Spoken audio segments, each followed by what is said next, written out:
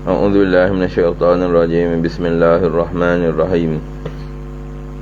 Alhamdulillah bidawamillahil azim. Allahumma salli wa sallim wa barik ala maulana Muhammadin wa ala alihi fi kulli lamhati wa nafasin adada ma wasi'ahu ilmullah.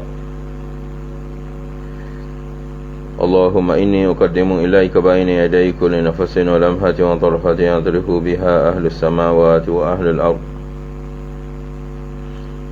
wa kulli syai'in huwa fi 'ilmika ka'inun wa qad kana uqaddimu ilaika bayna yaday dzalika kulli. Astaghfirullahal 'azim alladzi la ilaha illa huwal hayyul qayyum wa atubu ilaih. Astaghfirullahal 'azim alladzi la ilaha illa huwal hayyul qayyum wa atubu ilaih. Astaghfirullahal 'azim alladzi la ilaha illa huwal hayyul qayyum wa atubu ilaih. Subhanaka la 'ilma lana illa bismillahirrahmanirrahim. Alhamdulillahi rabbil alamin arrahmanir rahim maliki yaumiddin. Iyyaka na'budu wa iyyaka nasta'in ihdinas siratal mustaqim siratal ladzina an'amta 'alaihim ghairil maghdubi 'alaihim waladdallin amin. Subhanaka la 'ilma lana illa ma 'allamtana innaka antal alimul hakim. Rabbi shrah li sadri wa yassir li amri wahlul 'uqdatam min lisani yafqahu qawli. Allahumma inni as'aluka wa atawajjahu ilaika binabiyyika Muhammadin sallallahu alaihi wasallam nabiyyir rahmah. Ya sayyidana ya Muhammad inni atawajjahu bika ila rabbi an yakshifa an basari wa basirati. Allahumma fashaffi'hu fiyya. Allahumma nawwir qalbi binuri ma'rifatika wa hidayatika hatta afhama ma aqulu yarhamu ma aqulu antafi'u ma aqulu. Qala al-musannifu rahimahullahu ta'ala wa nafa'ana bi'ulumihi amin. Bismillahirrahmanirrahim. Kita sambung lagi kitab kita, iaitu kitab Qatrul Ghaithiyah fi ilmi Sufiyah. Itu kitab yang membicarakan berkait dengan ilmu tasawuf. Ilmu ahli sufi maknanya ilmu tasawuf lah. Pada muka surat 6, baris yang ke-2, 4, 6, 8, 10, 12, 16 daripada bawah. Dan lagi firman Allah Subhanahu wa ta'ala. Jadi perbincangan kita yang terdahulunya adalah berkait dengan nas-nas yang menunjukkan bahawasanya ilmu tasawuf ini adalah sebahagian daripada ilmu yang diambil daripada Al-Quran dan juga As-Sunnah. Ilmu tasawuf, bahkan ilmu tasawuf ini adalah merupakan 1/3 daripada ilmu Islam ataupun agama Islam sendiri. Yang mana kalau kita pernah dengar orang baca hadis berkait dengan iman, Islam dan juga ihsan. Jadi pada zaman Nabi SAW, Jibril namakan ilmu tasawuf ini dengan nama Ihsanuddin. Jadi terkenal pada zaman Rasulullah SAW ilmu tasawuf ini dengan ilmu ihsan. Penamaan ihsan, iman dan juga Islam tu adalah penamaan yang dibuat oleh Jibril alaihissalam mengikut bagi hadis yang diriwayatkan daripada Sayyidina Umar. Jadi apabila berlalu masa, jadi perkembangan ilmu ihsan tadi berkembang. Jadi keluar daripadanya beberapa nama yang berbeza. Setengah daripadanya ilmu tasawuf ini dipanggil sebagai ilmu daripada ihsan tadi membentuk sebagai ilmu tasawuf. Setengah daripadanya disebut sebagai ilmu al-qalb, hati. Setengah daripadanya dinamakan sebagai ilmu hakikat.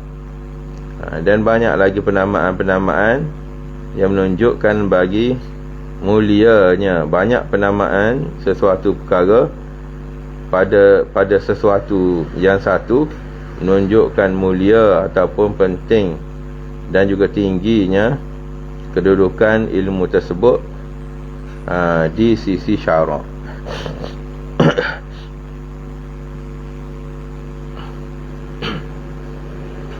Kita sambung pada nas yang berikutnya. Firman Allah Subhanahu wa taala, wa nahnu aqrabu ilaihi min hablil warid. Artinya bermula kami, yakni Allah Taala lah, iaitu lebih hampir kepadanya daripada urat lehernya. Maknanya Allah Taala itu lebih hampir kepada seseorang itu daripada urat leher dia. Urat leher dengan leher itu, kalau kita kira urat leher dengan leher itu sebenarnya satu aja. Urat leher dengan leher, maknanya urat leher itu memang duduk pada leher dah. Tapi Allah Ta'ala ni lebih hampir lagi kalau nak bandingkan dengan urat leher dengan leher itu sendiri. Ini nak menunjukkan perbandingan itu bukan makna perbandingan jarak, dan bukan perbandingan semacam urat leher dengan leher yang dah duduk tampal tu. Bukan begitu. Kalau suatu benda yang dah bertampal, maknanya tak ada benda lain lagi yang paling dekat melainkan benda yang bertampal tadi. Tapi Tuhan kata kami ni lebih dekat lagi bagi orang yang nak menikmati tadi, orang yang datang sakaratul maut, daripada leher dan urat leher dia sendiri. Maknanya ini bukan makna yang hakiki, tidak.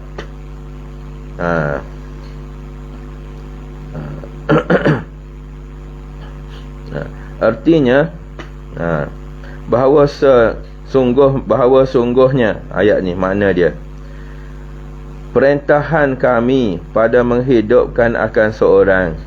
Perintahan maknanya setiap sesuatu yang berhubung kait dengan kehidupan dan mematikan akan dia. Setiap apa-apa perkara yang berkait dengan mematikan akan dia, iaitu terlebih hampir kepada seorang itu daripada perintahan urat lehernya yang kami jadi akan dia sebab bagi hidup seorang itu. Seorang itu dia boleh hidup dengan sebab ada padanya urat leher. Urat leher yang ada pada dia tu dengan leher itu sendiri, itu sebenarnya satu saja. Dan urat leher itu Allah Ta'ala jadikan urat leher untuk nak menggambarkan bagi seorang itu, kalau urat lehernya itu baik, maknanya itu boleh beralih udara semua ke apa-apa semua, itu akan menjadikan seorang itu kekal hidup. Tapi apabila urat leher itu ada masalah, akan menyebabkan bagi seorang itu mati. Tempat keluar nyawa dan juga tempat tarik nyawa keluar nyawa tu, masuk nyawa keluar nyawa. Nafas kita bernafas dengan udara. Jadi sebagaimana fungsi bagi urat leher kepada leher itu dalam menghidupkan seorang dan mematikan, Allah Ta'ala kata kamilah yang lebih memerintah lagi, yang lebih mengawal lagi, yang lebih menguasai lagi kematian seseorang dan kehidupan seseorang itu, lebih daripada fungsi urat leher yang ada pada seseorang, yang menjadi sebab bagi seorang itu hidup atau mati. Jadi kita nak kata Allah Ta'ala ini dekat dengan manusia lebih daripada urat leher yang ada pada leher dia tu. Ini dekat ini bukan makna dekat itu dekat yang jarak, tidak. Dekat secara jarak. Ini nak menunjukkan bahawasanya perintahan Allah Ta'ala, perintahan ataupun pemerintahan Allah Ta'ala, ataupun penguasaan Allah Ta'ala pengendalian Allah Ta'ala, mengendalikan ataupun memerintah bagi sesuatu perkara itu melebihi daripada asbab-asbab yang ada di sisi makhluk itu sendiri. Kita kata aku makan nasi jadi kenyang, padahal Allah Ta'ala lah yang mengenyangkan, bukan nasi itu. Itu lebih lagi. Lebih lagi. Allah Ta'ala lah yang mengenyangkan. Akulah yang membina rumah ini. Bahkan Allah Ta'ala lah sebenarnya yang menjadikan rumah itu boleh terjadi. Maknanya lebih lagi perintahan Allah Ta'ala pada suatu makhluk ini berbanding dengan fungsi-fungsi yang Allah Ta'ala letakkan pada anggota badan manusia untuk dia berfungsi sebagai sebab-sebab bagi kehidupan manusia. Bahkan Allah Ta'ala melebihi daripada perkara tersebut. Bahkan Tuhan yang buat anggota badan manusia dan fungsi-fungsi segala tubuh badan manusia. Jadi itu sudah pasti. Apabila Tuhan buat suatu perkara, nak menunjukkan Tuhan itu sebenarnya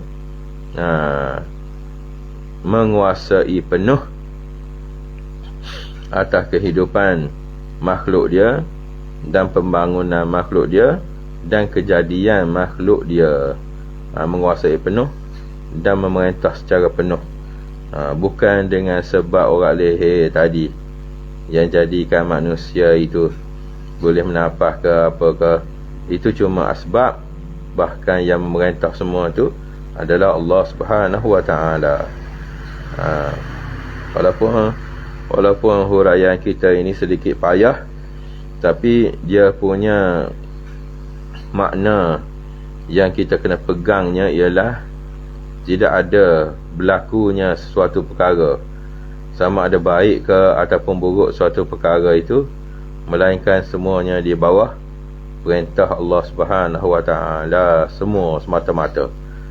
Bukannya atas perintah apa yang ada pada anggota badan manusia. Anggota badan manusia ini cuma Allah Ta'ala jadikan dia sebagai sebab, asbab sahaja. Jadi yang pentingnya ialah hati kita ini kena ingat bahawasanya segala sesuatu itu terjadi di bawah perintah Tuhan, bahawa kehendak Tuhan, di bawah kuasa Tuhan semua. Habis. Bermula takrir yang demikian itu. Takrir maknanya perintah ataupun pengakuan yang demikian itu, bahawa sungguhnya orak leher seorang itu adalah ia sangat hampir kepadanya daripada segala juzuk yang lain. Segala juzuk yang lain daripada anggota badan manusia tu, daripadanya, kerana bahawasanya ia, iaitu dijadikan akan dia oleh Allah Ta'ala akan sebab bagi hidup seseorang itu. Jadi urat leher tu Allah Ta'ala jadikan bagi manusia untuk nak menghidupkan, jadikan manusia tu hidup. Bahkan kalau urat leher itu tidak berfungsi, nanti menjadikan sebab bagi manusia itu mati. Jadi manusia ini bergantung secara zahirnya kepada urat leher dia tadi. Kalau kita hanya sedar bahawasanya kita hanya bergantung, kita bergantung kepada urat leher kita untuk kita hidup, dan sebab bagi mati kita dengan sebab rosaknya urat leher tadi, jadi kita pun jagalah urat leher itu dengan sebaik-baik mungkin. Padahal dia tak ingat yang urat leher itu sebenarnya adalah bawah perintah Tuhan. Dia tak nampak di situ. Jadi orang-orang yang lalai menjaga tubuh badan mereka, tidak jaga hubungan dia dengan Allah Ta'ala. Ini bagi orang yang lalai. Bagi orang yang Tuhan nak sedarkan dia, Tuhan kata bahkan urat leher yang ada pada leher kamu itu hanya jadi sebab saja. Aku yang buat segala-galanya. Seolah-olah begitu. Inilah halnya jika terhenti musyahadah kita kepada urat lehernya juga. Inilah hal dia bagi seorang yang hanya dia pandang tu, pandangan dia hanya kepada urat leher dia sahaja, pada proses menghidupkan dan mematikan. Sebab bagi hidup seorang dan mematikan seorang itu dengan sebab urat leher dia yang ada pada leher dia. Jadilah seorang itu dapat bernafas dan dapat segala-galanya perkara yang bawa kepada hidup dia. Dan kalau dia kalau urat leher tadi cedera ke apa-apa, boleh membawa dia kepada mati. Jadi manusia kalau dia setakat sedar pada bahagian itu sahaja, alangkah malangnya manusia ini hingga dia tak boleh nak kenal Allah Subhanahu Wa Taala melalui sebab tu. Jadi sebenarnya pada suatu sebab yang berlaku, yang Tuhan buat sebab musabab itu, sebenarnya kita dapat kenal Tuhan melalui sebab musabab itulah. Sebab musabab itu menjadi sebagai tempat bagi kita jumpa Tuhan kita, ataupun kenal Tuhan kita macam mana pentadbiran dia. Sekiranya kita pergi lebih jauh lagi dan tidak hanya terhenti kepada musyahadah ataupun penyaksian pada berlakunya pergerakan anggota badan, fungsi anggota badan sahaja, melalui sebab dan musabab sahaja. Kalau kita hanya terhenti pada sebab musabab sahaja, mana orang ni orang lalai, orang yang seolah-olah macam orang yang jauh daripada Allah Subhanahu Wa Taala, daripada menjadi orang yang sedar.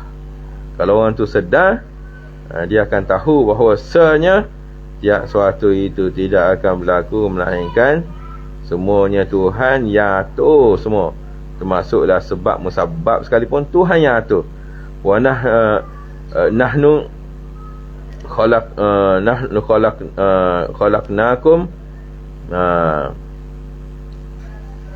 kami yang buat kamu.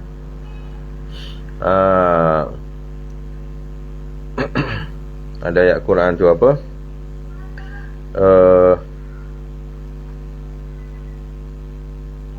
Wa ma ta'malun, dan apa yang kamu lakukan, kami yang menjadikan kamu, dan apa yang kamu lakukan daripada perbuatan kamu itu sebenarnya kami yang buat semua. Tuhan kata, wallahu khalaqakum wa ma ta'malun.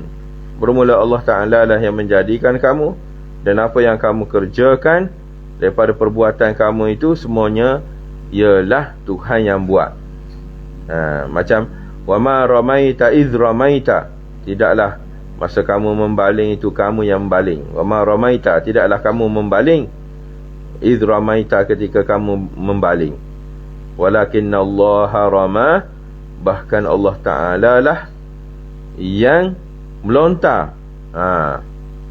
Itu ayat tu, ayat yang Tuhan nak bagi tahu pada kita suatu pekerjaan itu tidak berlaku melainkan Allah Ta'ala yang buat segala-galanya. Ini supaya kita sedar hubungan kita dengan Tuhan tu macam mana. Bagi orang yang hanya separuh saja sedar, dia separuh setakat itu sajalah. Kalau dia tu sedar bahagian makhluk saja, jadi tumpuan dia hanya kepada makhluk. Kita nakkan kepada tumpuan kita kepada yang menjadikan bagi makhluk tersebut. Sebagaimana urat leher itu yang menjadikan seorang itu hidup dan juga mati, sebab bagi seorang itu hidup dan mati, kita nakkan lebih daripada itu. Kita kenal Tuhan kita siapa ni yang menjadikan urat leher semua, macam mana keadaan dia, macam mana keadaan Tuhan yang boleh menjadikan urat leher ni menyebabkan bagi manusia hidup dan matinya. Kita kenal Tuhan. Jangan sampai setakat kita fikir pada makhluk saja, bahkan kita kena fikir lebih jauh lagi. Bagi orang-orang yang khawas, itu tempat bagi musyahadah mereka, tempat menyaksi mereka itu akan Allah Ta'ala. Dia tidak menyaksi Tuhan itu setakat pada sebab musabab saja. Tak. Itu setakat bagi orang yang lalai, setakat itulah. Bahkan bagi orang yang Tuhan buka pintu hati dia, dia akan pergi jauh lagi untuk dia kenal Allah Subhanahu Wa Taala. Adapun jika kita musyahadahkan Allah Ta'ala, menyaksikan Allah Ta'ala dengan mata hati kita ni, tentang Macam mana keadaan Tuhan kita yang menjadikan ia akan seorang itu. Tuhan yang menjadikan seorang itu daripada tak ada kepada ada. Itu semuanya Allah Ta'ala belaka. Bergerak orang itu, berhenti bergerak orang itu, tidur orang itu, semuanya daripada Allah Ta'ala belaka. Dan yang menjadi ia akan urat lehernya, Allah Ta'ala lah yang buat seorang itu ada urat leher. Dan hidup seorang itu dengan sebab ada urat leher dia. Dan dijadikan akan dia pula sebab bagi hidup seorang itu, dengan sebab ada urat leher dia, tidak rosak. Jadi bernafas seorang itu, bernafaslah dia, hiduplah dia, menjadi sebab bagi seorang itu hidup. Tetapi serta yang demikian itu, bahkan dia kata, walaupun demikian, kuasa Allah Ta'ala mematikan dia serta sejahtera urat lehernya. Dia kata, walaupun urat leher itu sejahtera, selamat dan juga tidak rosak, bahkan Allah Ta'ala lah yang mematikan seorang itu, bukan semata-mata dengan sempurna. Walaupun sempurna urat leher dia tidak rosak, ataupun tidak sempurnanya seorang itu urat leher dia tidak sempurna, sebenarnya yang mematikan dia itu adalah Allah Subhanahu Wa Ta'ala. Itu yang kita nakkan supaya kita sedar. Sedar di situ bahawa Tuhan segala-galanya, bukan urat leher yang jadi sebab bagi seorang itu hidup. Itulah sebab utamanya bagi seorang itu hidup atau mati. Bahkan kita kena pergi jauh lagi, bukan dengan sebab musabab itu berlakunya suatu itu secara langsung, bahkan sebab musabab itu dia ambil tempat sebagai wasilah ataupun wasitah, perantaraan sahaja. Perantaraan sahaja. Untuk kita kenyang, kena makan nasi. Maknanya nasi itu wasitah ataupun wasilah bagi seorang itu kenyang. Bolehkah tidak seorang itu nak jadi kenyang tanpa makan nasi? Boleh. Tuhan boleh buat seorang itu kenyang tanpa makan apa-apa sekalipun. Bukan dengan wasitah makan mesti seorang itu kenyang. Maknanya kalau kita kata mesti seorang itu, kalau kita bergantung kepada wasitah ataupun wasilah tadi, maknanya dia akan kata mustahil seorang itu akan kenyang melainkan mesti dia makan. Tak boleh. Mana menyalahi daripada hukum, sama ada hukum akal ke ataupun hukum syarak ke, menyatakan bahawasanya mesti seorang itu kalau nak kenyang mesti kena makan nasi dulu. Ini adalah fahaman Qadariyah, dia panggil Qadariyah. Tapi fahaman Ahlus Sunnah bukan begitu. Fahaman Ahlus Sunnah mengatakan Allah Ta'ala boleh mengenyangkan seorang tanpa makan. Umpama apa? Umpama bagi orang sakit. Umpama bagi orang sakit, dah seminggu tak makan, tapi apabila kita bagi makanan kat dia, aku tidak lalu, maknanya dia tidak lapar. Dan apabila tidak lapar, menunjukkan ada baginya rasa kenyang lah. Kenyang. Kalau orang kenyang tu lawan dia lapar. Bagi orang yang rasa Tuhan bagi dia rasa kenyang, sebab itu dia tak perlukan kepada nasi. Jadi bagi orang yang sakit, Tuhan bagi kepada dia kenyang tanpa melalui nasi pun. Jadi maknanya boleh menyalahi bagi hukum akal. Hukum akal kata mesti nak kena makan nasi baru dapat kenyang. Tidak. Hukum akal boleh. Apa yang akal kita fikir tu, kita tak boleh nak hukum pada Allah Ta'ala. Hukum pada segala makhluk bolehlah. Kita nak buat hukum akal tu atas pada segala makhluk boleh. Tapi nak hukum pada apa yang Allah, ketentuan Allah Ta'ala, tak boleh. Sebab hukum akal ini dia tak terkena pada Tuhan kita. Tak terkena pada Tuhan kita.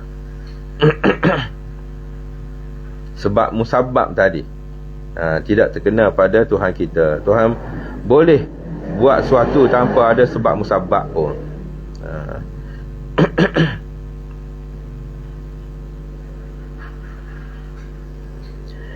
Maka dengan demikian musyahadah itu musyahadah. Jadi tetaplah yakin kita akan bahawasanya Allah Ta'ala ialah yang memerintah atas menghidupkan akan seorang dan mematikan akan dia. Jadi dengan kita kenal Allah Subhanahu Wa Ta'ala, macam mana sifat dia, macam mana perbuatan dia, baru kita kenal betul-betul Tuhan kita tu macam mana. Kenal Tuhan kita tu macam mana. Keyakinan tu akan datang selepas daripada kita kenal Tuhan kita tu macam mana. Sebab tu Tuhan kita ni sifat dia tidak sama dengan sifat makhluk. Sebab sifat makhluk ini sifat dia lemah, bersifat lemah. Tak boleh Tuhan kita bersifat macam sifat makhluk. Sekecil-kecilnya ataupun sebesar-besarnya tak boleh. Tak boleh kita nak katakan Tuhan kita ada umpama sifat makhluk. Tak boleh. Sebab setiap sifat makhluk itu lemah, perlukan kepada bantuan, perlukan apa semua. Tuhan dia mempunyai sifat kamalat, sifat sempurna. Yang dengan sifat sempurna inilah yang ada pada Allah Subhanahu Wa Ta'ala, layak bagi dia kita sebut sebagai Tuhan. Layak bagi kita untuk sembah dia. Layak bagi dia Tuhan kita ini kita sebut ataupun kita mengaku dia sebagai tukang bagi alam ini dan tuan bagi alam ini. Ini yang patut kita tahu. Dan jangan sekali-kali kita leka. Tak boleh lari kita. Macam mana sekalipun kita tak boleh lari daripada Tuhan kita. Tak boleh. Bukan orang lehernya yang memerintah akan demikian itu. Baru kita sedar bahawasanya bukannya nasi yang mengenyangkan, bukannya orang leher. Yang ada pada leher kita lah yang menjadikan kita hidup dan mati kita. Tak. Bahkan orang leher seorang itu walaupun molek macam mana sekalipun, apabila sampai masa Tuhan kata mati, idza jaa ajaluhum la yastakhiruna sa'atan wa la yastaqdimun. Apabila sampai masa tempoh janji Allah Ta'ala untuk nak matikan seorang, Tuhan akan matikan dia. La yastakhiruna sa'atan, tidak bertangguh walaupun satu saat, satu detik, tidak bertangguh. Wala yastaqdimun, dan Tuhan tidak awalkan walaupun satu detik sekalipun. Itu Tuhan kita. Kita kenal Tuhan kita, kenallah siapa diri kita. Ini istilah bagi orang tasawuf. Man arafa rabbahu, man arafa nafsahu, siapa yang kenalkan diri dia, faqad arafa rabbahu, sungguhnya dia telah kenal Tuhan dia siapa. Kena kenal tubuh diri dia dulu, baru dia kenal macam mana keadaan bagi Tuhan dia tu macam mana. Maka ketahui, maka diketahui daripada takrir, daripada pengakuan ini, kenyataan ini boleh berlaku akan bahawasanya Allah Ta'ala ialah yang terlebih hampir perintahannya kepada seorang itu. Kuasa Tuhan, perintah Tuhan, kehendak Tuhan itu lebih hampir kepada seorang itu daripada orak lehernya. Perintah Tuhan itu, bukan ia zatnya. Dia kata bukan zat Tuhan. Sebab kalau kita letak zat Tuhan hampir dengan orak leher tu, maknanya seolah-olah macam ada bertempat. Itu katanya bagi setengah orang begitulah. Jadi tu apabila kita kata Tuhan itu, dia kata bukan ia zatnya. Perintahan Tuhan itu yang lebih hampir bagi manusia, bukan zat dia. Ni apabila kita kata bukan zatnya yang terlebih hampir kepada orang leher tu. Setengah orang dia kata bahawasanya kalau kita katakan bahawasanya zat Allah Ta'ala yang lebih hampir dengan kita kata bukan perintah, bukan kerjaan Tuhan, tak. Ini kita letakkan dengan makna zat Tuhan yang lebih hampir daripada orang leher tu. Ini seolah-olah kita menjisimkan Allah Subhanahu Wa Ta'ala. Menjisimkan Allah Ta'ala itu menjadikan seorang itu menyamakan Tuhan dengan makhluk. Apabila Tuhan, kita letakkan Tuhan itu pada suatu tempat, seolah-olah kita menjisimkan dia. Menjisimkan dia ni maknanya kita meletakkan Tuhan pada satu-satu tempat. Walaupun dekat dengan orang leher sekalipun, itu maknanya meletakkan Tuhan sebagai bertempat. Ini dengan sebab itulah menjisimkan Tuhan dan meletakkan Tuhan ada pada satu-satu tempat akan menjadikan seorang itu akidah dia rosak. Akidah dia rosak. Ini bagi orang usuluddin, begitu. Begitu bagi orang usuluddin. Bagi orang tasawuf lain. Huraian dia pada ayat ini, orang tasawuf lain huraian dia. Jadi walaupun kitab ini kita tengok dia kitab tasawuf, tapi huraian dia lebih kepada usuluddin. Tengok, walaupun dia kitab ni kitab Qatrul Ghaisiyah, tapi huraian dia lebih kepada usuluddin. Sebab dia kata ini bukan zat dia yang hampir. Kalau kita kata zat seorang itu, kalau zat Allah Ta'ala itu yang hampir, menunjukkan itu makna zat, menunjukkan Allah Ta'ala itu adalah jenis dia berjisim ataupun berjirim dan bertempat, ada padanya tempat. Jadi itu bukan maksud bagi wa nahnu aqrabu ilaihi min hablil warid. Bukan begitu maksud dia. Maksud dianya ialah bukan zat, iaitu perintahan Tuhan. Apa makna perintahan Tuhan? Itu kehendak Tuhan, dan kuasa dia. Itu makna dia. Seolah-olahnya begitulah. Huraian ni tak boleh nak lari daripada kaedah usuluddin. Tapi bagi orang tasawuf, dia ada kaedah dia tersendiri bagi memahami ayat ini. Dan lagi firmannya, wa huwa ma'akum aina ma kuntum. Sama. Wa huwa ma'akum aina ma kuntum. Apa maksud dia? Artinya, dan ialah Allah, iaitu serta kamu barang di mana ada kamu. Tak boleh berpisah kita dengan Tuhan. Tak boleh berpisah kita dengan Tuhan. Tuhan akan ada di mana-mana sahaja tempat yang kita ada. Adakah kalau kita bertempat, Tuhan akan bertempat juga? Tak, bukan maksud dia begitu. Artinya, apa maksud dia? Ni Tuan Musannif nak huraikan, wa huwa ma'akum aina ma kuntum. Tuhan ada di mana saja kamu berada. Artinya daripada jihah keadaan Allah Ta'ala, ialah yang mengada akan kamu, dan ialah yang memerintah akan kamu. Kemudian daripada diadakan kamu, itu makna wa huwa ma'akum aina ma kuntum. Maknanya daripada pihak keadaan Tuhan kita itu yang mengadakan kamu.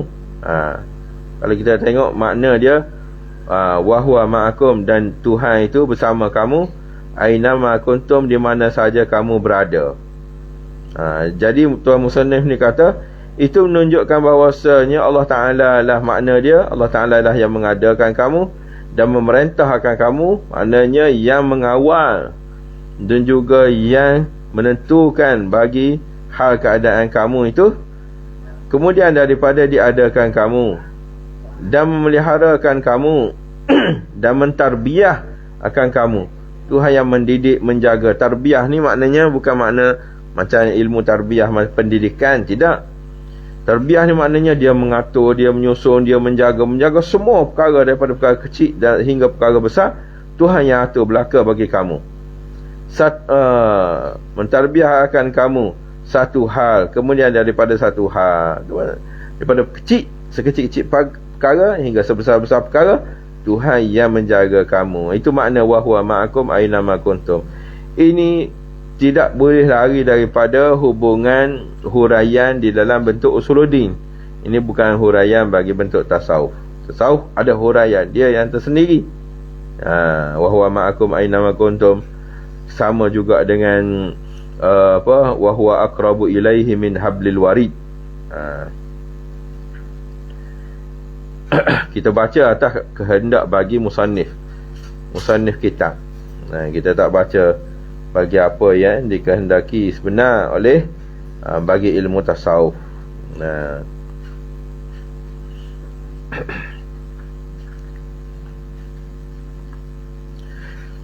Dan dikehendakkan dengan makna ma'iyah. Apa ma'iyah tu? Ma'iyah, ma'a, wa huwa ma'akum. Ma'akum tu ma'a, bersama. Ya. Apa makna ma'iyah tadi? Ma'a tadi yang pada ayat ini, iaitu ma'iyah pada pihak khalqiyah dan milkiyah dan riayah dan tarbiyah, bukan ma'iyah zat. Tengok.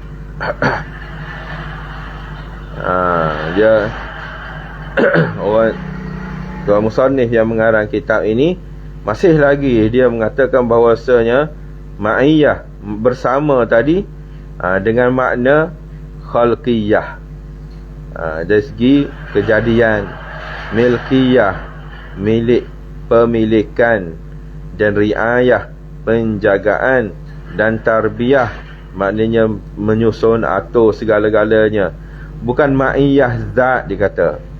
Ini pemahaman bagi orang yang masih lagi di kalangan ahli usuluddin. Dia nakkan kepada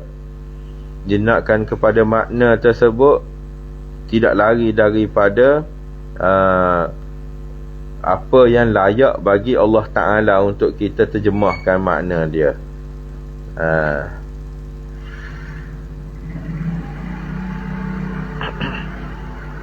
Itu untuk mudah bagi orang awam beginilah. Padahal apabila seorang itu musyahadahkan Allah Ta'ala dengan cara tasawuf, ini musyahadah ni dia panggil musyahadah bagi jalan usuluddin. Padahal usuluddin dia tak sebut sebagai musyahadah pun, tapi musyahadah dengan sebab musyahadah itu makna dia menyaksikan, maknanya menjadi saksi, menjadikan suatu itu saksi. Musyahadah tu maknanya ada orang yang bicara tentang musyahadah Allah Ta'ala dari segi pihak usuluddin. Ada orang yang musyahadah maknanya membicarakan tentang hal Allah Ta'ala bersama makhluk dia dari segi tasawuf. Musyahadah dua perkara ini berbeza. Orang usuluddin berbeza, tasawuf berbeza. Walaupun tuan musannif ni nampaknya dia masih lagi terikat dengan hal keadaan usuluddin bagi menterjemahkan maksud bagi ma'iyah itu. Jadi kita ikutlah apa yang dikehendaki oleh tuan musannif ini.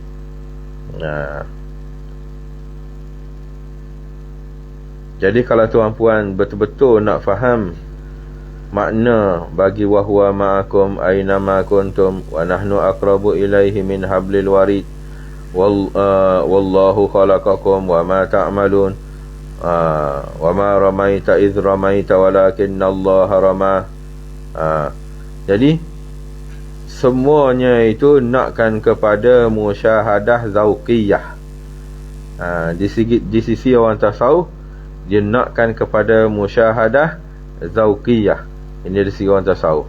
Jadi apabila kita dapat musyahadah zauqiyah ini, barulah kita tahu makna sebenar bagi makna perkataan-perkataan yang bersifat macam kita kata mutasyabihah ini. Kena belajarlah maknanya. Belajar dengan orang tasawuf macam mana nak dapatkan bagi makna musyahadah zauqiyah tu dengan zauq, dengan rasa. Sebab orang tasawuf ni kira bicara dia dengan rasa, bukan kira bicara dia dengan logik akal. Tidak lagi. Sebab logik akal dan takwil itu ialah kerja akal. Takwil bagi makna ayat itu menggunakan akal. Jadi itu masih lagi di dalam daerah bagi usuluddin, bukan daerah bagi tasawuf. Sedangkan tasawuf dia tidak bergantung dengan logik akal. Walaupun mereka ini orang tasawuf, ahli usuluddin juga, tetapi pada permulaannya memang mereka ini bergantung dengan logik akal. Apa yang diterima oleh akal, apa yang ditolak oleh akal, itu dia panggil sebagai hukum akal. Tetapi dia orang tasawuf ini, dia tidak berhenti setakat itu. Dia pergi kepada zauqi, dia panggil musyahadah zauqiyah. Itu yang lebih besar lagi. Bahkan nak huraikan perkataan tentang musyahadah zauqiyah ini, tidak dapat nak dihuraikan dengan perkataan tak boleh. Sebab dia berkait dengan rasa. Man lam yazuk lam yadri. Siapa yang tidak pernah rasa, tak boleh tahu dia. Dia tak rasa, dia tak tahu.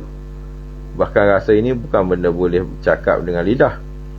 Siapa yang tak tahu tentang rasa durian, dia tak akan dapat tahu tentang durian, melainkan dia makan.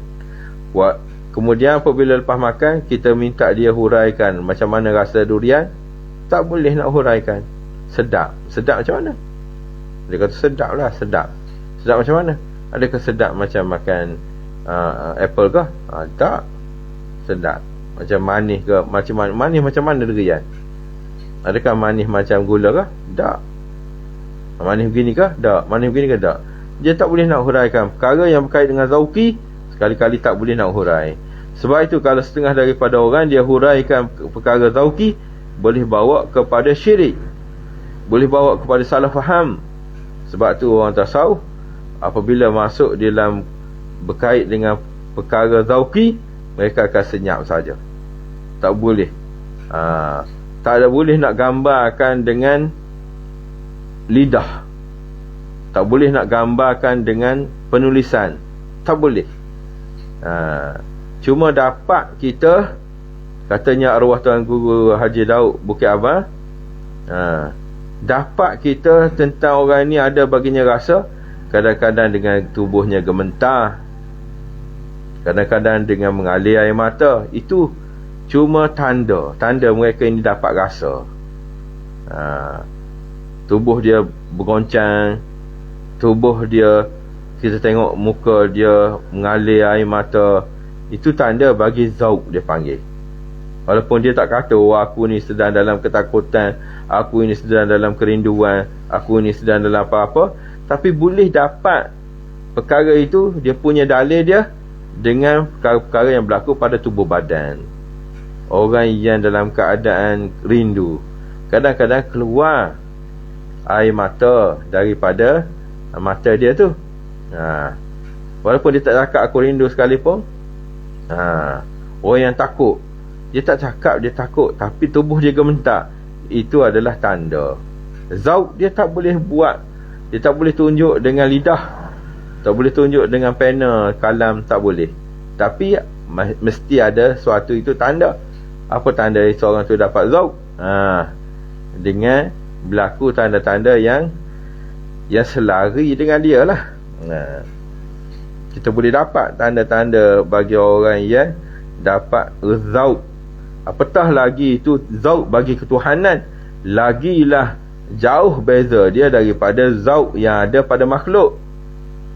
Kita takut pada harimau, itu zauq juga, zauqi. Ketakutan itu perkara yang tercetus dalam hati. Tetapi adakah sama takut harimau dengan takut Allah Ta'ala? Tak sama. Bahkan takut pada harimau, ialah perkara kecil, perkara yang kita kata sebagai perkara yang bersifat makhluk.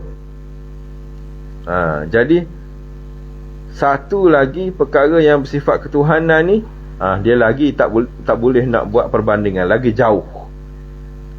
Perkara yang bersifat makhluk ini, zauq yang bersifat makhluk ini pun sendiri payah dah nak hurai, lagilah perkara sekiranya kita sandarkan zauq itu pada Allah Ta'ala. Misalnya seorang itu rindu pada anak dia, lalu keluarlah mulut dia menangis, dia rindu pada anak dia. Tapi orang yang rindu pada Allah Ta'ala pun menangis juga. Tapi adakah sama dia bagi orang yang rindu pada Allah Ta'ala dan juga rindu pada makhluk, samakah? Tak sama. Walaupun tempat dapat dia tu sama, disebut basirah. Tempat dapat dia ada satu panca indera yang duduk pada hati tu, nama dia basirah. Tempat dapat bagi ketuhanan dan juga dapat bagi makhluk, bahagian rasa. Tapi dapat tentang makhluk lain berbeza dengan dapat bahagian ketuhanan. Sebagaimana kita tak boleh nak huraikan dapatan bagi rasa apa yang kita dapat pada makhluk, lagi-lagilah kita tak boleh nak huraikan dapatan rasa apa yang didapati dari pihak ketuhanan. Ini dia masuk sedikit bahagian huraian tasawuf di situ. Jadi kalau kita tahu tentang apa maksud bagi zauq itu sendiri, kalau kita dah rasa, jadinya barulah tahqiq benar ilmu kita tadi. Dia panggil ilmu itu ilmu hakikat. Benda yang kita dapat melalui rasa tu dia panggil ilmu hakikat. Huraiannya panjang, harap-harapnya boleh fahamlah. Kerana ditilik daripada jihah ataupun pihak, wajib umum takluk kudrat dan iradah Allah Ta'ala pada sekalian mungkinat. Sebab tu saya cakap bahawasanya Tuan Musannif ini masih lagi dia terikat dengan kaedah usuluddin, bukan dia terikat dengan kaedah tasawuf, tidak. Sebab nak huraikan bahagian tasawuf susah. Jadi dia katalah bahawasanya makna ma'akum itu adalah dikehendaki dengan khalqiyah. Ma'a tu ialah ma'iyah khalqiyah, ma'iyah milkiyah, ma'iyah apa lagi? Ma'iyah tarbiyah, ma'iyah riayah. Jadi sebab tu dia kata apabila kita tengok tentang umum takluk khija bagi kudrat Allah Ta'ala dan iradat Allah Ta'ala pada sekalian mumkinat, pada sekalian makhluk, mana tak ada suatu pun makhluk yang tidak termasuk di dalam kudrat iradat Allah Ta'ala. Tak ada. Semuanya akan tertakluk dengan kudrat iradat Allah Ta'ala. Bila semua makhluk masuk dalam kudrat iradat Allah Ta'ala, jadi itu makna bagi ma'i, dia kata.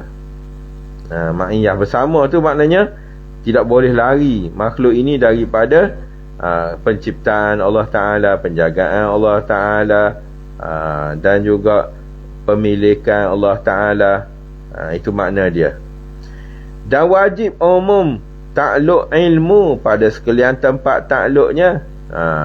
Begitu juga wajib bahawasanya maksud bagi ma'iyah tadi menunjukkan bahawasanya ilmu Allah Ta'ala itu meliputi atas segala-galanya, termasuklah juga apa yang berlaku pada makhluk. Sebelum daripada ada makhluk, tengah-tengah ada makhluk, lepas daripada tak ada makhluk ini, Tuhan tahu belaka. Ilmu Tuhan tu luas, meliputi ilmu Tuhan dan juga sempurna ilmu Tuhan tu. Jadi begitu keadaan dia.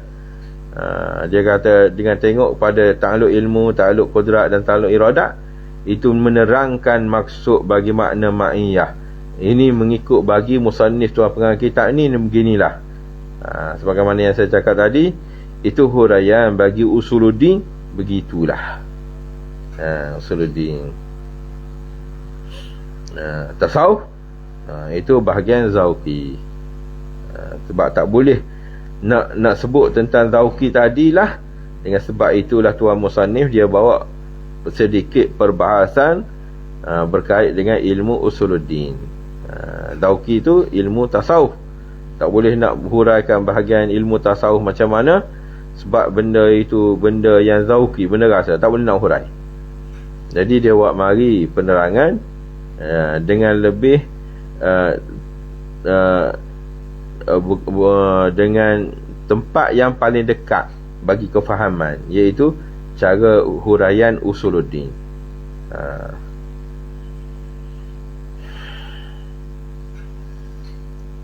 Dan lagi firman-Nya Allah Ta'ala, wa nahnu aqrabu ilaihi minkum walakin la tubsirun. bermula kami, iaitu Allah Ta'ala lah, iaitu terlebih hampir daripada orang yang hendak mati itu daripada kamu, dan tetapi tiada lihat sekalian kamu akan kami pada sisinya. Nak tengok macam mana Tuhan. Tuhan tak boleh dapat dengan panca indera, tak boleh dapat. Jadi apabila seorang itu nak mati, Tuhan kata kami lebih dekat daripada kamu lagi. Kamu yang ada di sisi itu, dengan kami, Tuhan kata aku dengan si mati ini, aku lebih dekat pada si mati, walaupun kamu duduk di depan dia sekalipun, aku lebih dekat lagi. Ini huraian bagi wa nahnu aqrabu ilaihi minkum walakin la tubsirun. Artinya bahawa sungguhnya kamilah yang memerintah dengan mematikan akan seseorang. Ini dia nak huraikan. Dekat tu apa makna dia? Maknanya kalau orang ni nak mati, kamilah yang buat sebenar-benarnya. Kamilah yang memerintah, dengan kuasa kami, kuasa Tuhan dan kehendak Tuhan dan ilmu Tuhan lah yang menjadikan seorang itu mati daripada kamu di hadapan sekalian kamu, padahal sekalian kamu ketahui dengan yakin pada ketika itu akan bahawasanya kamilah yang memerintah dengan mematikan akan dia, padahal tiada kamu lihat akan kami yang memerintah pada sisinya. Kalau kita sebut pasal memerintah, kita tak ada benda yang boleh kita lihat, sebab memerintah ini dia istilah bagi perkara yang iktibari. Memerintah tu perkara yang iktibari saja. Jadi perkara yang iktibari nak tengok macam mana. Dari segi memerintah, itu dari segi usuluddin begitulah. Kami yang memerintah, yang apa-apa yang berlaku pada bakal orang mati ini, kamu tidak nampak kami, seolah-olahnya macam kamu tak tahu macam mana kami buat seorang itu mati ke hidup ke, kami yang memerintah dia macam mana, semua kamu tak tahu.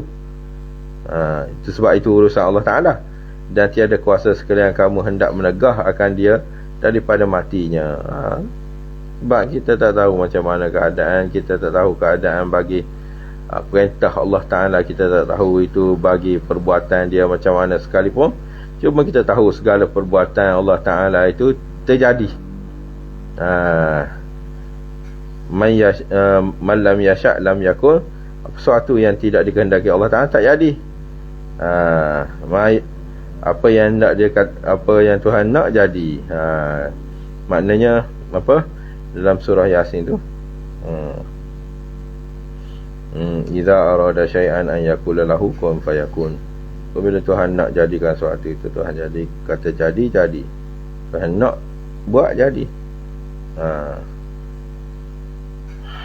Dan lagi firman Allah Ta'ala, wal awwal wal akhiru.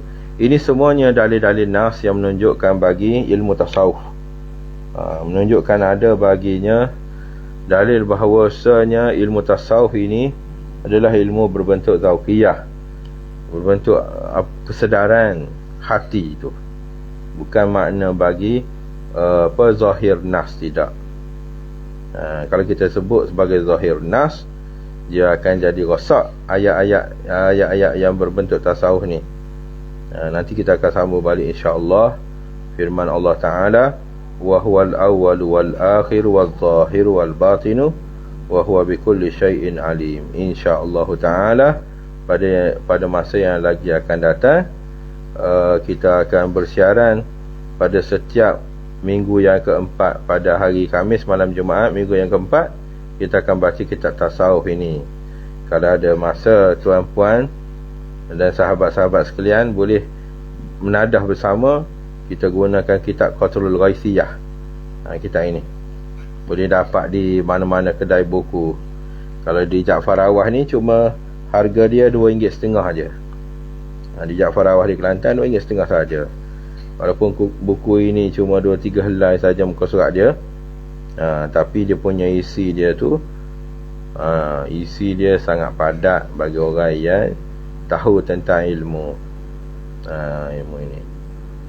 Allah Subhanahu wa ta'ala alam. A'udzubillahi minasyaitonir rajim. Bismillahirrahmanirrahim. Alhamdulillahirabbil alamin. Alhamdulillah salli wa sallim ala اللهم اجعلنا من العلماء الشاكرين الصالحين. اللهم إنا نسألك تعجيل عافيتك وصبرا على ذلك.